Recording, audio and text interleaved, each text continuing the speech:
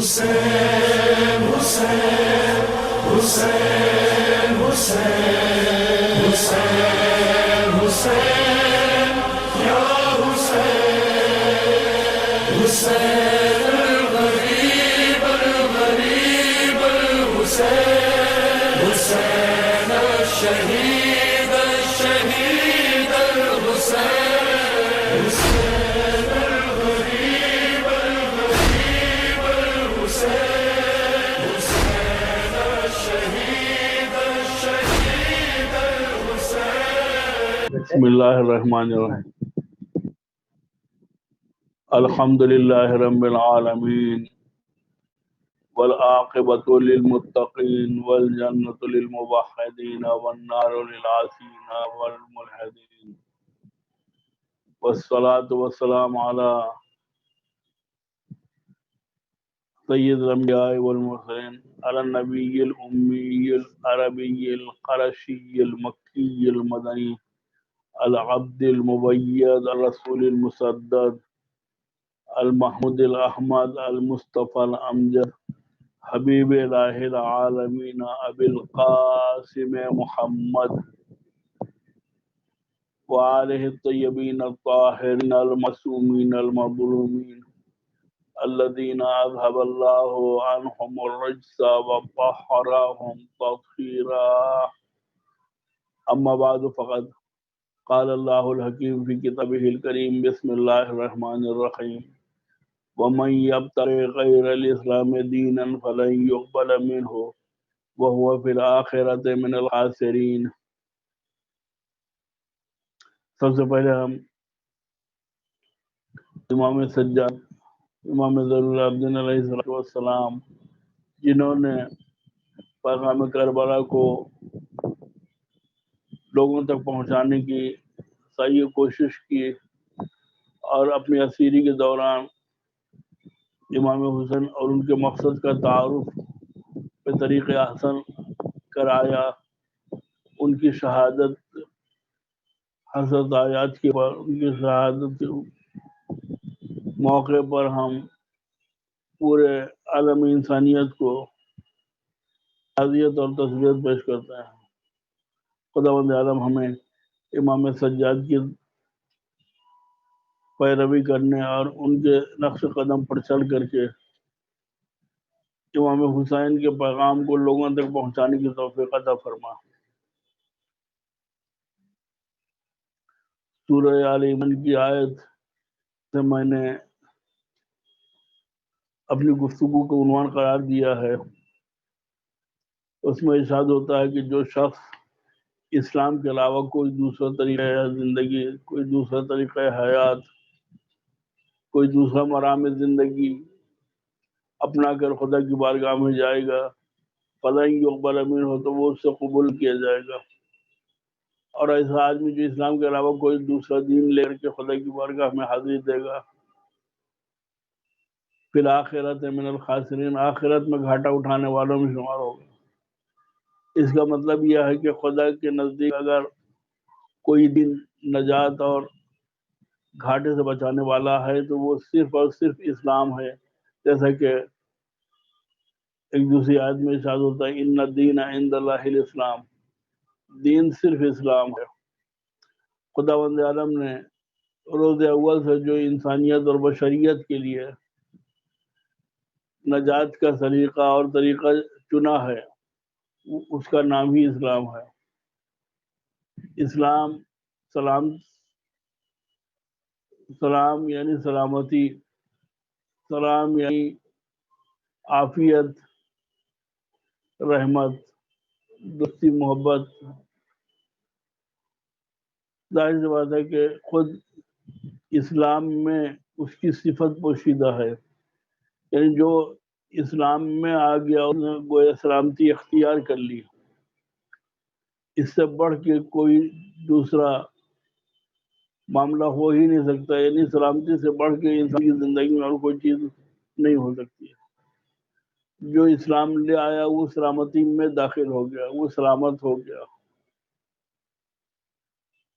یعنی اسلام وہ کامل حیات کامل طریقہ زندگی ہے جو انسان کو خسارے سے بچاتا ہے، جو انسان کو گھاٹے سے بچاتا ہے۔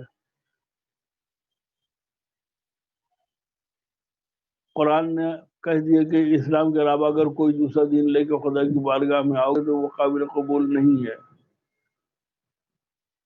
چاہے ادیان پیشین کو لے کے آؤ وہ بھی قابل قبول نہیں ہے، اور اپنا سے بنا کے اس کے اوپر چل کے آؤ گے وہ بھی قابل قبول نہیں ہے۔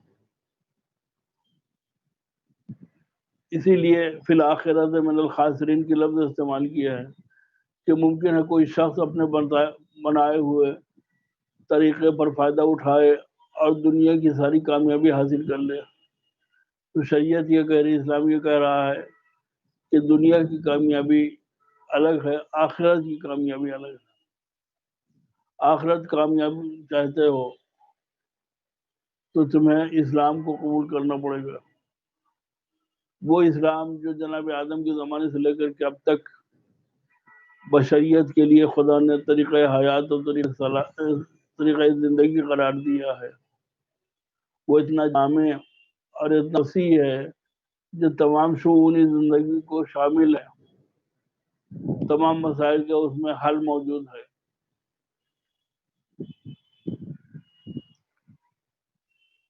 لیکن مشکل یہ ہے کہ جس اسلام کو خدا نے مسائل زندگی کے حل کے لیے ہمارے لیے فراہم کیا تھا، آج وہ اسلام ہمارے لیے مسئلے کا حل نہیں ہے، بلکہ لوگوں کی حرکتوں کی بنیاد کے اوپر خود ایک مسئلہ بن گیا ہے۔ ظاہر سی بات ہے کہ جب ہم کسی ڈاکٹر کے یہاں جاتے ہیں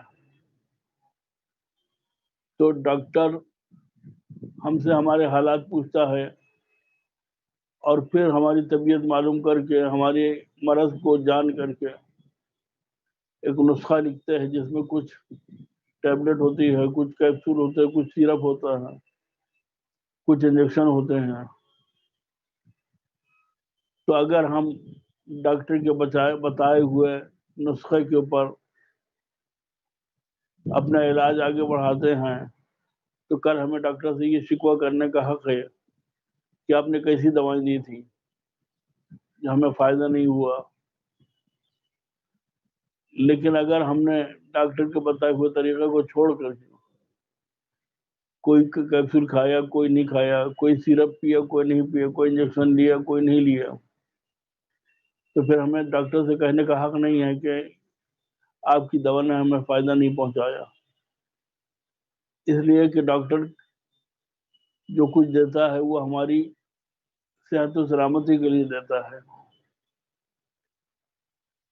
مسلمانوں نے بھی اسلام تو قبول کیا، لیکن قرآن کو کہنا پڑا یا ایھا الذین آمنوا ادخلوا فی السلم کافہ، اے ایمان لانے والوں جو اپنے آپ کو مومن سمجھ رہے ہو، آپ کو پتا ہے کہ جو شخص زبان کے اوپر کلمہ طیبہ جاری کرے، شہادتاً جاری کرے، اشہد ان لا الہ الا اللہ، اشہد ان محمد رسول اللہ صلی اللہ علیہ وآلہ وسلم، تو مسلمان ہو جاتا ہے۔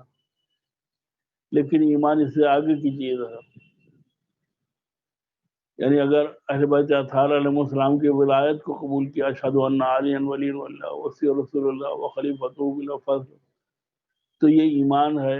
اور وہ شخص جو شہادت مولا کائنات ولایت علی ابن ابی طالب علیہ السلام زبان پہ جاری کرتا ہے وہ مومن ہوتا ہے۔ تو مومنوں کو خطاب ہے یا ایھا الذین آمنوا، جو اپنے ذات میں تم لوگ ایمان والے ہو، مومن ہو، ادخلوا فی السلم کافہ، تم سب لوگ اسلام میں مکمل داخل ہو جاؤ۔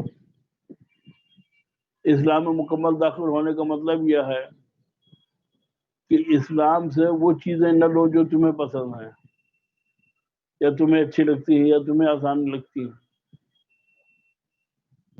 اسلام کو مکمل اختیار کرو، چاہے اچھا لگے چاہے نہ اچھا لگے۔ اپنی پوری حیات، اپنی پوری زندگی اسلام کے دائرے کے اندر گزارو، اسلام میں داخل ہو جاؤ، چنانچہ جناب ابراہیم اپنے اسلام کو اس طریقے سے پیش کرتے ہیں، فرماتے ہیں کہ ان صلاتی و نسکی محیایا و مماتی للہ رب العالمین، میری نماز، میرا حج، مناسک، محیایا و مماتی ہماری زندگی اور موت، وہ سب للہ رب العالمین ہے، اللہ کے لیے ہے جو وہ رب العالمین ہے۔ یعنی ایسا نہیں ہے کہ کوئی کہے نماز تو اللہ کے لیے ہے لیکن ہماری زندگی اپنے بچوں کے لیے ہے، ہماری موت جو ہے وہ ہماری اپنی زندگی کے لیے ہے، اپنی ذاتی نہیں۔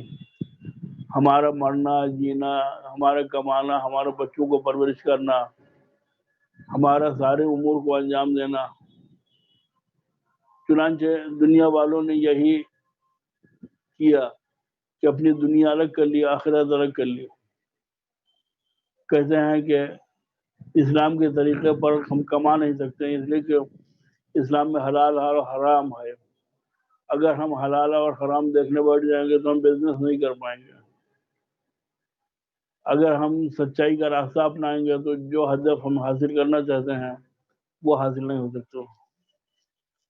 لیکن اسلام وہ دین ہے جو انسان کو دنیا میں بھی سرفراز رکھنا چاہتا ہے اور آخرت میں بھی گھاٹے سے بچانا چاہتا ہے۔ لہذا اگر کوئی اسلام چھوڑ کر کے اپنی دنیاوی زندگی کو کامیاب بنا بھی لیتا ہے تو وہ واقعی کامیابی نہیں ہے، اس لیے کہ جس زندگی کے بعد جہنم ہو اسے کامیاب زندگی نہیں کہا جا سکتا ہے، جس حیات کے بعد عذاب نار ہو اسے کامیاب زندگی نہیں کہا جا سکتا ہے۔ نہیں، اگر تمہیں واقعا نجات چاہیے تو ادخل فی السلم کافہ، مکمل طریقے سے اسلام میں داخل ہو جاؤ، یعنی تمہارا ہر کام اسلامی ہونا چاہیے۔ میں واضح طریقے سے بتا دوں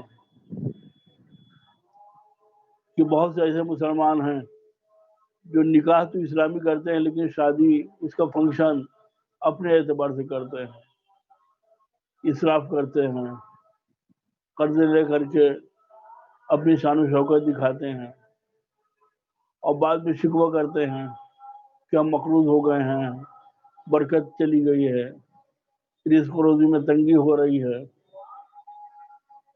اسلام کہتا ہے ادخلوا فی السلم کافہ، اسلام میں مکمل داخل ہو جاؤ، یعنی تمہارا فنکشن بھی اسلامی ہونا چاہیے، تمہاری بیٹھک بھی اسلامی ہونا چاہیے، تمہارا خورد و نوش کا سامان بھی اسلامی ہونا چاہیے۔ لیکن لوگ صرف انکہتوں اور قبیلتوں کو شریعت کے مطابق انجام دے کر کے سمجھتے ہیں کہ ہم نے اسلام کے اوپر عمل کیا، تو ہماری مسلمانوں کی پریشانی جو ہے وہ صرف اس بنیاد کے اوپر ہے کہ ہم نے مکمل دین اختیار ہی نہیں کیا ہے، بلکہ جو پسند آئے وہ لے لیا۔ جس طریقے سے لوگ دعوتوں میں جاتے ہیں اور وہاں کھانے کا سسٹم بفے سسٹم ہوتا ہے، پلیٹ اٹھائی، پھر جو اچھا لگا انہوں نے اپنی پلیٹ میں لے لیا، جو اچھا نہیں لگا انہوں نے چھوڑ دیا اسے۔ تو یہ اسلام ہے جو پورا پیکج ہے، جو بفے سسٹم سے نہیں چلتا ہے۔ آپ کو مکمل مسلمان بننا پڑے گا، آپ کی صرف نماز اسلامی نہیں ہونا چاہیے، آپ کا سونا جاگنا، آپ کا نوکری کرنا، آپ کا بزنس کرنا، یہ سب اسلامی ہونا چاہیے۔ یہی وجہ ہے کہ سرکار ختم مرتبہ حضرت محمد مصطفیٰ صلی اللہ علیہ وآلہ وسلم نے مکے میں 40 سال تک اپنے کردار کو پیش کیا ہے، اپنے عمل کو پیش کیا ہے۔ اس کے بعد کلمہ توحید، قولوا لا الہ الا اللہ تفلحوا، لا الہ الا اللہ کہو تاکہ فلاح پا جاؤ، یعنی زبانی کلمہ جو ہے بعد میں پڑھایا، عملی کلمہ پہلے پڑھایا ہے۔ یعنی چوروں کے درمیان میں، ڈکیتوں کے درمیان میں، جھوٹوں کے درمیان میں، جنگجو افراد کے درمیان میں آپ نے امانت داری اور صداقت کا سکہ بٹھا دیا اور بتایا کہ دیکھو اسلام کی بنیاد کتنی اہم ہے۔ اسلام کی 23 سال کی تبلیغی عمارت اس بنیاد کے اوپر تعمیر ہوتی ہے جو 40 سال تک صداقت اور امانت داری کے اوپر بنائی گئی ہے۔ لہذا اگر کوئی اسلام کو قبول کرنا چاہتا ہے تو پہلے پیغمبر کی حیات طیبہ کو دیکھا۔ اگر وہ امانت دار نہیں ہے تو مسلمان نہیں ہو سکتا، اگر وہ سچا نہیں ہے تو مسلمان نہیں ہو سکتا۔ نہ جانے کتنے لوگ ہیں جو یہ مانتے ہیں کہ اگر بزنس میں جھوٹ نہ بولا جائے تو بزنس کیا ہی نہیں جا سکتا ہے۔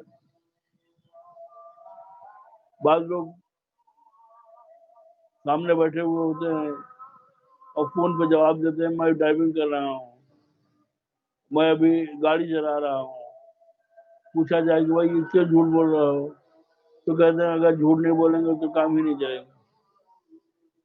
مسلمان خاص کر اہل بیت کے چاہنے والا جو ہے وہ جھوٹ نہیں بول سکتا ہے، اس لیے کہ ہمارے تیسرا امام حضرت امام حسین علیہ السلام فرماتے ہیں کہ من حاول امرا بمعصیت اللہ فهو افضل لما یرجو واسرع لما یحذر۔ جو شخص حرام کے راستے سے، گناہ کے راستے سے کوئی کام بنانا چاہے گا تو جس نتیجے تک پہنچنا چاہتے ہیں وہ فوت ہو جائے گا، بہت جلدی فوت ہو جائے گا، یہ ختم ہو جائے گا۔ اور جس چیز سے ڈر کے وہ گناہ کا سہارا لے رہا ہے اس سے بہت جلدی روبرو ہونے والے ہیں۔ اسرع، ہر آدمی جو بزنس میں جھوٹ بولتا ہے وہ مال کمانے کے لیے اور گھاٹے سے بچنے کے لیے۔ امام فرماتے ہیں کہ اگر گناہ کا سہارا لوگے تو جس گھاٹے سے بچنا چاہتے ہو اس سے روبرو ہو جاؤ گے، اور جس فائدے کو حاصل کرنا چاہتے ہو وہ فائدہ تمہارے ہاتھ سے چلا جائے گا۔ تو آج مسلمان کی یہ زندگی کہ جو اس نے نماز اسلام والی لے لی ہے، روزہ اسلام کا لے لیا ہے، لیکن بزنس اپنے طور پہ انجام دے رہا ہے، جھوٹ اور فریب کاری انجام دے کر کے زندگی کے دوسرے مسائل اپنے طور پہ انجام دے رہا ہے، اسی وجہ سے پریشان ہے۔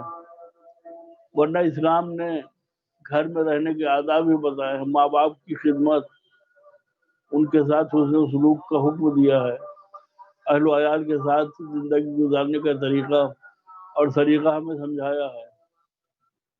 لیکن ہم نماز پڑھتے ہیں خدا کے کہنے سے، لیکن ازدواجی زندگی گزارتے ہیں اپنے من سے، سماج کو دیکھ کے، معاشرے کو دیکھ کر کے۔ خانگی زندگی جو ہے وہ ہم اپنے پڑوسی کی بنیاد کے اوپر جیتے ہیں، اس کا ٹی وی کیسا ہے، اس کا گھر کیسا ہے، اس کی واشنگ مشین کیسی ہے، اس کا فرنیچر کیسا ہے، تو ہم بھول جاتے ہیں کہ اسلام کچھ اور کہہ رہا ہے کہ اتنا ہی پیر پھیلاؤ جتنی تمہاری چادر ہے، اپنی چادر سے زیادہ پیر نہ پھیلاؤ ورنہ پریشان ہو جاؤ گے۔ تو جب تک پارٹلی اسلام سے ہم مکمل اسلام میں داخل نہیں ہوگے تب تک ہمیں اسلام کا فائدہ حاصل نہیں ہوگا۔ آج جو لوگوں کو معاملات میں بھی پریشانی ہوتی ہے وہ پہچاننے میں مشکل ہوتی ہے۔ کسی سے بھی پوچھئے کہ بھئی کس کے ساتھ معاملہ کرے، کہتے ہیں دیندار کے ساتھ معاملہ کیجیے۔ انہوں نے کسی کو نماز پڑھتے ہوئے دیکھا، سمجھ لیا یہ دیندار ہے۔ کسی کو حجاب میں دیکھ لیا، اسکار باندھے ہوئے، سمجھتے یہ خاتون دیندار ہیں۔ کسی کے چہرے کے اوپر داڑھی دیکھ لی، وہ سمجھتے ہیں یہ دیندار ہیں، رشتہ بھی کر دیتے ہیں، امانت بھی دے دیتے ہیں۔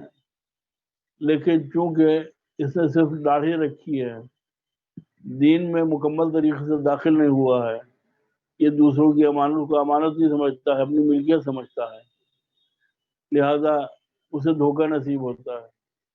کہتے مولانا ہم نے جانچا تھا، پرکھا تھا، مسجد میں سب سے پہلے صف میں بیٹھا کرتا تھا، اگر نماز ہی کو معیار دین بنا لیا جائے، عبادت کو معیار بنا لیا جائے، تو شیطان سے بڑا دیندار کوئی نہیں ہے۔ اس لیے کہ مولا کائنات حضرت علی بن ابی طالب علیہ السلام کے خطبے کے مطابق شیطان نے 6000 سال میں 2 رکعت نماز پڑھی تھی۔ وہ مسلمان جو جلدی جلدی نماز پڑھ لیتا ہے، 2 منٹ کے اندر کئی رکعت نمازیں ہو جاتی ہیں، وہ سوچیں غور کریں کہ 6000 سال میں 2 رکعت نماز، یعنی قیام کتنا طولانی، رکوع کتنا طولانی، سجدے کتنے طولانی، اذکار و اوراد کتنے طولانی، لیکن خدا نے اسے بھی اپنی بارگاہ سے باہر نکال کر کے بتایا کہ تم جسے عبادت سمجھتے ہو وہ عبادت نہیں ہے، اس لیے کہ اپنے من سے کرنا عبادت نہیں ہے، وہ تمہاری اپنی زندگی ہے۔ ہمارے حکم کی بنیاد کے اوپر اگر کوئی کام کرو گے تو وہ عبادت ہوگی۔ یعنی اگر کوئی شخص اپنے اہل و عیال کے خرچے کے لیے، ان کی کفالت کے لیے کارخانے میں جا کے محنت کرتا ہے تو اس کا یہ محنت کرنا جو ہے وہ عبادت کہلائے گا۔ لیکن اگر کوئی آدمی مسجد میں جا کر کے دوسروں کو امپریس کرنے کے لیے سجدے کر رہا ہے تو اگرچہ بظاہر خدا کی نمازیں پڑھ رہا ہے، لیکن یہ عبادت نہیں ہے، اس لیے کہ جس عبادت میں حکم خدا شامل نہ ہو، اخلاص شامل نہ ہو، وہ شکل عبادت تو ہو سکتی ہے لیکن واقعی عبادت نہیں ہو سکتی۔ کسی نے ایک آدمی کو مسجد میں نماز کی جماعت کی پہلی صف میں دیکھ لیا، سمجھے یہ بہت دیندار ہے، اس کو امانت دے دی، بعد میں چونکہ یہ مکمل مسلمان نہیں تھے لہذا اس نے امانت واپس نہیں کی، بعد میں رو رہا ہے کہ مسلمان کیسے ہیں، یہ لوگ کیسے ہیں، ہم کیسے دھوکہ کھا گئے۔ ایسے ہی نہ جانے کتنی شادیاں ہوتی ہیں۔ اسلام کہتے ہیں مکمل دین میں داخل ہو جاؤ، یعنی تمہارا لین دین بھی اسلامی ہونا چاہیے، تمہارا کھان پان بھی اسلامی ہونا چاہیے، تمہاری ازدواج اور تمہاری حیات موت بھی اسلامی ہونا چاہیے۔ ہم نے کیا دیکھا کہ ایک خاتون جو اپنی فیشن کے لیے، خوبصورتی کے لیے اسکارف باندھے ہوئے، ہم سمجھے یہی دین ہے، تو ہم نے تو دیندار بہو حاصل کی ہے، لیکن بعد میں پتہ چلا کہ نہیں، خالی اسکارف کی حد تک دین تھا، لیکن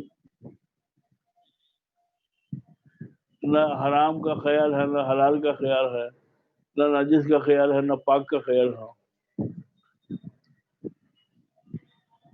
دین کا مطلب یہ ہے کہ یہ خدا اور بندے کے درمیان ایک معاہدہ ہے، یہ لوگوں کو دکھانے کے لیے نہیں ہے بلکہ خدا کی بارگاہ میں حاضری دینے کے لیے ہے۔ چنانچہ ہمارے تیسرے امام سرکار سید الشہداء حضرت امام حسین علیہ السلام فرماتے ہیں کہ الناس عبید الدنیا والدین لیق علی سنتہم، لوگ دنیا کے بندے ہیں، دنیا کے غلام ہیں، اور دین ان کی زبان کے اوپر چٹخارا ہے، چٹنی ہے، اچار ہے، زبانی باتیں ہیں۔ جب تک ان کا کام چلتا رہتا ہے تب تک تو وہ دین کی حمایت کرتے ہیں، لیکن اذا محضوا بالبلا قل الدیانون، جب انہیں آزمایا جاتا ہے، جب انہیں ان کا امتحان لیا جاتا ہے تو پھر دیندار بہت کم نکلتے ہیں۔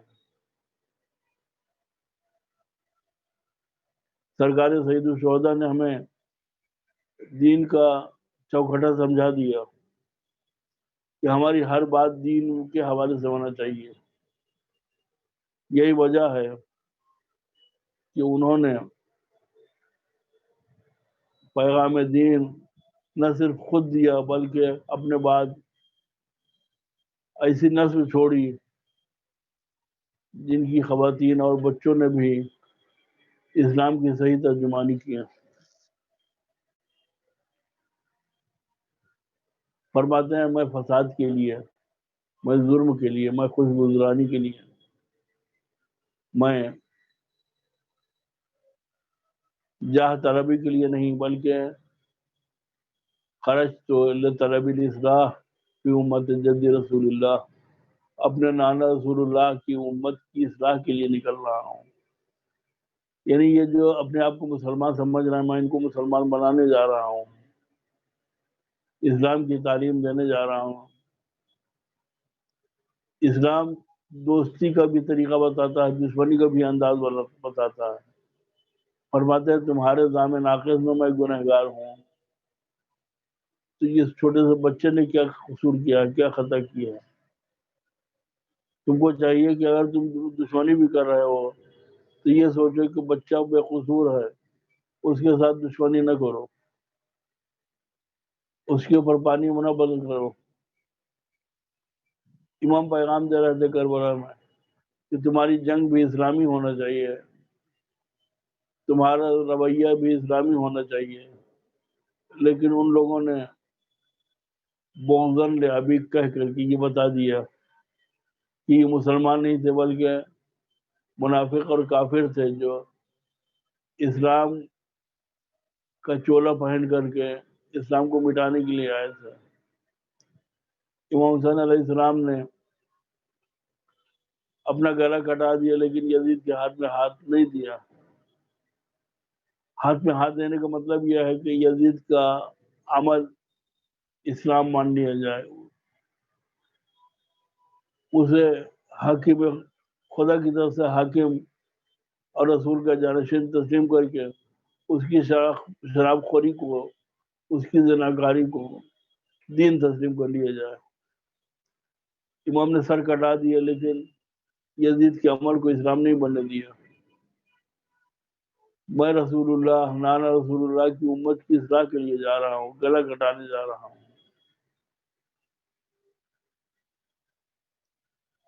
ہمارے چوتھے امام زین العابدین علیہ السلام جن کی شہادت کی تاریخ 25 محرم ہے، وہ کربلا میں موجود تھے۔ ہر من ناظرین کی آواز سن کے امام کی مدد کے لیے اٹھے،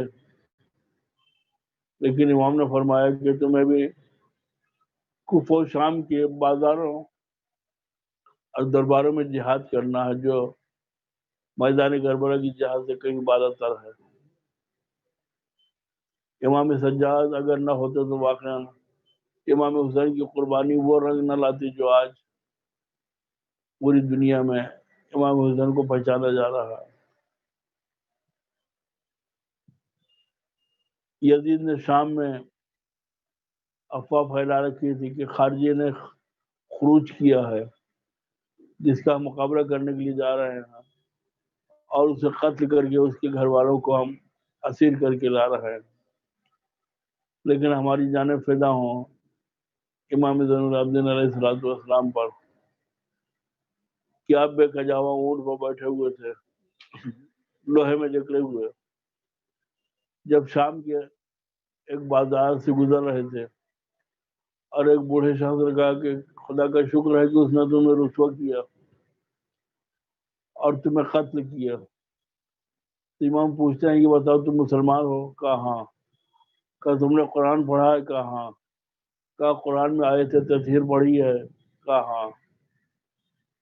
آیت تطہیر پڑھ کے امام نے بتایا کہ جن لوگوں کے بارے میں آیت تطہیر نازل ہوئے ہے وہ میرے نانا رسول اللہ، میرے دادا علی مرتضیٰ، میری دادی فاطمہ زہرا اور میرے والد امام حسین علیہ السلام ہیں۔ ہم اہل بیت ہیں جن کو خارجی کہا جا رہا ہے، جن کو قتل کر کے خوشیاں منائی جا رہی ہیں۔ امام نے شام کے بازاروں میں اپنا تعارف کرایا، امام حسین کا تعارف کرایا۔ کہ تم جس کو خارجی سمجھ رہے ہیں وہ رسول کا نواسا ہے، وہ جنت کا سردار ہے۔ لوگ جنت کے سرداروں کو چھوڑ کر کے رسول اور خدا کی خوشنودی کے لیے امام حسین کو قتل کر رہے تھے۔ امام نے یزید کے دربار میں جب ایک خطیب منبر پہ گیا اور اس نے اہل بیت اطہار علیہ السلام کی شان میں گستاخی کی، جتنا برا بھلا کہنا تھا کہہ دیا۔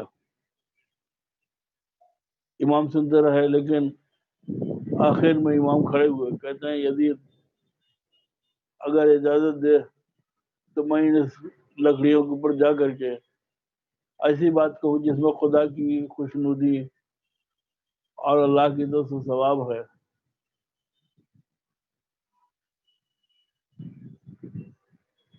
یعنی گویا امام بتا رہا ہے کہ اگر ان لکڑیوں کے ڈھیر کو اہل بیت کے خلاف استعمال کیا جائے تو یہ لکڑیوں کا ڈھیر ہے، اور اگر حقائق بیان کیا جائے تو یہ منبر ہے۔ امام منبر پہ گئے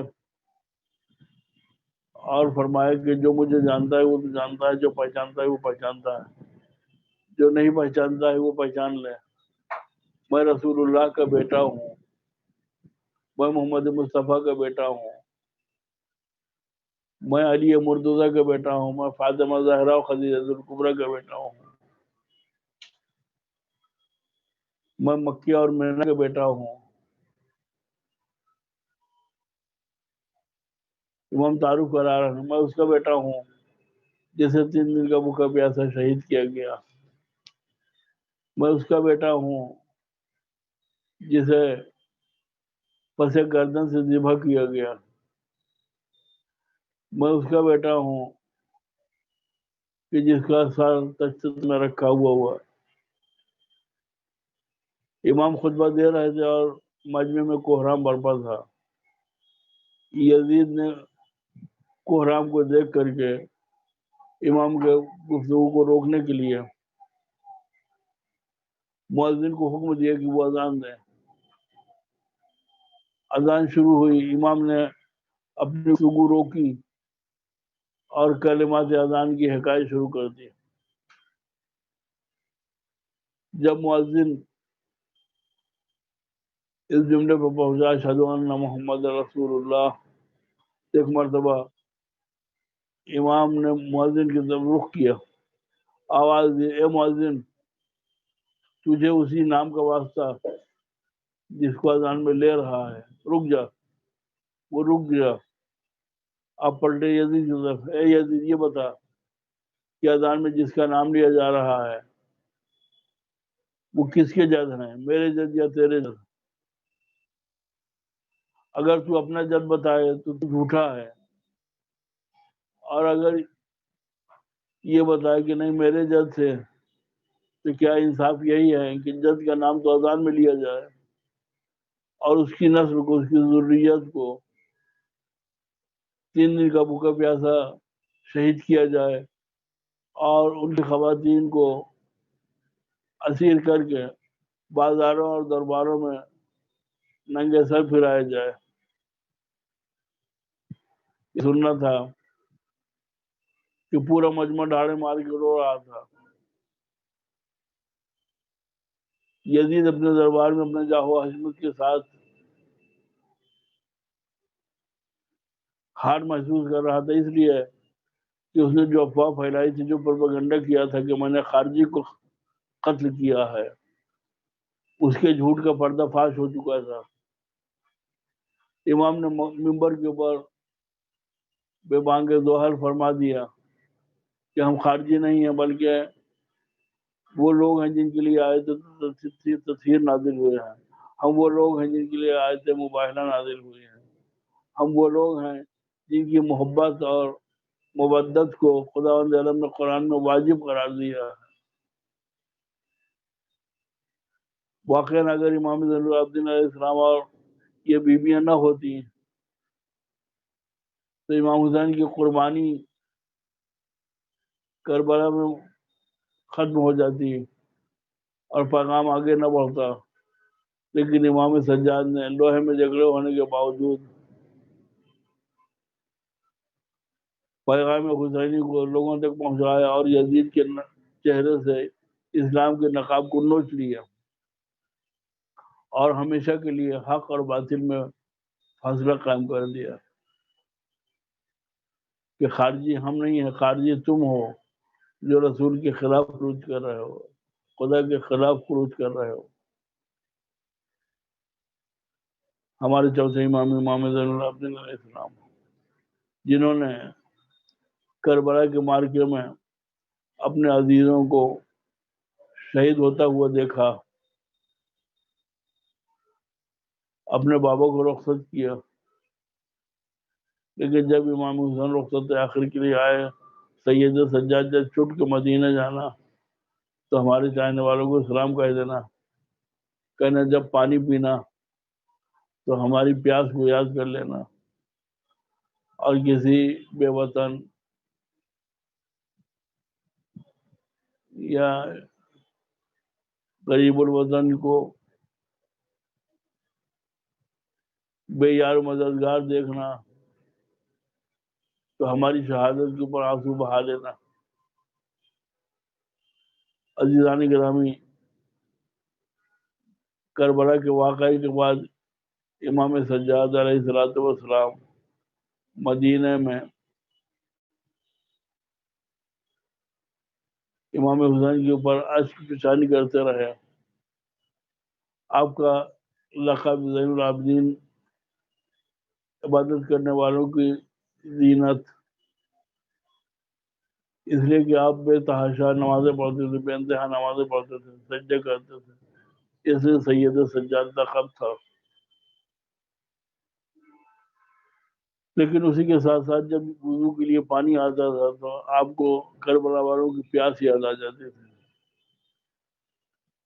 آنسو نکلتے تھے، اتنا روتے تھے کہ بعض اوقات وہ پانی مضاف ہو جاتا تھا اور آپ اسے پھینک دیتے تھے اور دوسرا پانی طلب کرتے تھے۔ ایک دن یہی ہوا کہ جب ایک شخص آپ کے گھر کے قریب سے گزرا اور پرنالے سے اپنے دامن کو بچانا چاہا تو کنیز نے کہا کہ تم اپنا دامن کس چیز سے بچا رہے ہو؟ یہ پانی کوئی عام پانی نہیں ہے، یہ بلکہ یہ فرزند رسول کے آنسو ہیں۔ کا پردہ کرا، میں امام سے ملنا چاہتا ہوں۔ امام کی خدمت میں حاضر ہوا، کہا فرزند رسول کب تک روئیں گے؟ کہا تمہارا سوال عجیب ہے، یعقوب کے 12 بیٹے سے ایک بیٹا آنکھوں سے دور ہو گیا تھا، اگرچہ انہیں علم نبوت کی بنیاد پہ معلوم تھا کہ وہ زندہ ہے، لیکن جدائی میں اتنا روئے تھے کہ فبیضت عیناہ، ان کی دونوں آنکھیں سفید ہو گئی تھی، آنکھوں کی روشنی چلی گئی تھی۔ تو ایک بیٹا جدا ہو گیا، تب تو انہوں نے اتنا غم منایا، میرے سامنے تو 18 بنی ہاشم ذبح کر دیے گئے۔ کہ مولا شہادت تو آپ کی میراث ہے۔ امام طرف گئے، کا شہادت اگر میراث ہے تو کیا یہ بھی میراث ہے کہ ماں بہنوں کے سروں سے رضائی چھین لی جائیں اور ان کے بازو میں رسن باندھ کر کے کربلا سے کوفہ اور کوفے سے شام بازاروں اور درباروں میں پھرائے جائے اور پورا قافلہ چل رہا ہو اور آگے آگے منادی نظر دے رہا ہو کہ ہی سبایا من بناد رسول اللہ، تماشا دیکھنے والوں تماشا دیکھو، یہ ترک و دلم کے غلام و کنیز نہیں ہے، بلکہ یہ سبایا، یہ قیدی بنات پیغمبر ہیں، پیغمبر کی بیٹیاں ہیں، علی مرتضیٰ کی لاڈلیاں ہیں، فاطمہ کی ذریت ہے، یہ خاندان اہل بیت کی خواتین ہیں جنہیں اسیر کر کے بازاروں اور درباروں میں لے جایا جا رہا ہے۔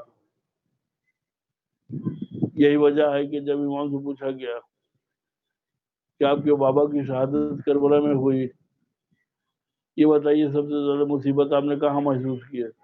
تو آپ نے فرمایا شام، الشام، الشام، شام شام شام۔ جہاں اہل بیت کا مذاق اڑایا جا رہا تھا، جہاں وحی الہی کا مذاق اڑایا جا رہا تھا، امام نے شام کا نام لیا، جہاں اہل بیت کو ننگے سر بھرے ہوئے دربار میں 700 کرسی نشینوں کے مجمع میں پیش کیا گیا، اور جناب زینب نے لعبت ہاشم بن ملک کے فلا خبر جا ولا وحی النزل کا جواب دیا کہ یزید خاموش ہو جا، تو کیا جانے نبوت کیا ہوتی ہے، یہ کھیل کود نہیں ہے، یہ بنی ہاشم کا جادو نہیں تھا، یہ رسول کا دین ہے، یہ وحی الہی ہے جو ہمارے گھر میں نازل ہوئی ہے، ہم کو معلوم ہے کہ اس کی حقیقت کیا ہے، تجھے کیا پتا؟ نہ تو ہمارے ذکر کو مردہ بنا سکتا ہے، نہ ہماری خبر کو وحی کو مٹا سکتا ہے۔ جناب زینب اس وقت بولی جب سارے مسلمان قرآن کی حقانیت کے اوپر حرف آتے ہوئے دیکھ رہے تھے اور خاموش بیٹھے ہوئے تھے، اپنی جان بچانے کے لیے چپ چاپ بیٹھے ہوئے تھے۔ پیغمبر کے اصحاب جو سینکڑوں کی تعداد میں تھے وہ خاموش بیٹھے ہوئے تھے، لیکن جناب زینب نے اٹھ کر کے جواب دیا کہ میرے بھائی نے گلا کٹا کر کے، میں نے رضا دے کر کے اسلام کو بچایا ہے، لہذا رسول کے گھر والے اسلام کو بچا دیں۔ پیغمبر کی بیٹی نے کھڑے ہو کر کے بتایا کہ ہماری اسیری بھی اسلام کے لیے ہے، ہماری شہادت بھی اسلام کے لیے ہے، اور جو اسلام کے لیے امور کو انجام دیتا ہے وہ مصیبتوں کے سمندر سے گزر کے بھی مصیبتوں کو اپنے حق میں بہتر سمجھتا ہے۔ فرماتی مار آئے تو اللہ جمیلہ، میں نے اچھائی کے علاوہ کچھ نہیں دیکھا، اس لیے کہ میرا مقصد زندگی نہیں تھا، میرا مقصد اسلام بچانا تھا۔ جب اسلام بچانا مقصد ہوتا ہے تو ہم زندہ رہیں یا نہ رہیں، ہمارے بچے مارے جائیں، ہم پیاسے اور بھوکے رہیں، یہ ہم برداشت کر سکتے ہیں، لیکن اسلام کی تباہی برداشت نہیں کر سکتے۔ اگر اسلام بچ گیا ہے تو مار آئے تو اللہ جمیلہ، یعنی میرا مقصد مکمل ہو گیا، میں نے اچھائی کے علاوہ کچھ نہیں دیکھا۔ ہمارا سلام ہو امام زین العابدین علیہ السلام کے اوپر۔ آج پوری دنیا میں امام کا غم منایا جا رہا ہے، تابوت اٹھایا جا رہا ہے امام کی یاد میں، اسی کہ 25 محرم کو مدینے میں بقیع میں بہت بڑا مجمع تھا، جس کے کاندھے کے اوپر امام سجاد کا تابوت تھا۔ رسول اللہ کے بعد یہ پہلا جنازہ تھا جو کاندھوں کے اوپر بلند ہوا۔ شاید امام سجاد نے کربلا کا رخ کیا ہو اور آواز دی ہو، بابا آپ کا بیٹا شرمندہ ہے، اس لیے کہ اس کے جنازے میں اتنے لوگ اکٹھا ہیں، لیکن آپ کا جسم اثر زمین گھر میں کربلا پر پڑا رہا، بے گور و کفن زیر آسمان پڑا رہا، کوئی دفن کرنے والا نہیں تھا۔ بابا میرے چاہنے والے جنازہ اٹھانے کے لیے تیار ہے، کاش کوئی کربلا آ گیا ہوتا تو فرزند رسول، فرزند فاطمہ بے گور و کفن یوں ہی پڑا نہ رہتا۔ 12 محرم کو امام سجاد کوفے سے باعجاز تشریف لاتے ہیں، بنی اسد کے قبیلے کے ساتھ مل کر کے امام حسین اور ان کے ساتھیوں کو قبر کھود کے دفن کرتے ہیں، اور اس کے بعد جب امام حسین کی قبر بناتے ہیں تو اس پر انگلی سے لکھتے ہیں ھذا قبر حسین ابن علی ابن ابی طالب الذی قتلوہ عطشانا، یہ قبر اس حسین غریب کی ہے جسے لوگوں نے پیاسا ذبح کر ڈالا، پیاسا قتل کر ڈالا۔ سیعلم الذین ظلموا ای منقلب ینقلبون انا للہ و انا الیہ راجعون۔ پروردگارا محمد و آل محمد کے صدقے میں تمام صاحبان دین و ایمان کی توفیقات میں اضافہ فرما۔ مالک ہم سے یہ مختصر عزاداری اور نوکری کو قبول فرما، بیماروں کو شفا کامل و عاجل عنایت فرما، مرحومین کی مغفرت فرما، جو زندہ ہیں ان کو ہر مرض اور بلیات سے محفوظ فرما، رزق و روزی میں برکت و وسعت عنایت فرما، جو لوگ بے روزگار ہیں انہیں روزگار فراہم کر دے، کسب حلال کی توفیق عنایت فرما۔ مالک جو صاحب اولاد ہیں ان کی اولاد کو صالح بنا دیں اور ان کی اولاد کو ان کی آنکھوں کی ٹھنڈک قرار دیں، اور جو بے اولاد ہیں انہیں اولاد کی نعمت نصیب فرما۔ مالک کربلا والوں کے صدقے میں امام زمانہ کے ذوق میں تعجیل فرما، ہم سب کو ان کے ناصروں مددگاروں اور ان کے سپاہیوں میں ہم کو شمار فرما۔ اگر ہم اس دنیا سے گزر جائیں تو ان کے ظہور کے وقت ہمیں قبر سے اٹھانا، تاکہ ہم امام کی نصرت کر کے ان کی معیت میں، ان کی ہمراہی میں اپنی جان کا نذرانہ پیش کر کے منتقی میں خون شہدائے کربلا بن سکیں۔ آپ حضرات سے گزارش ہے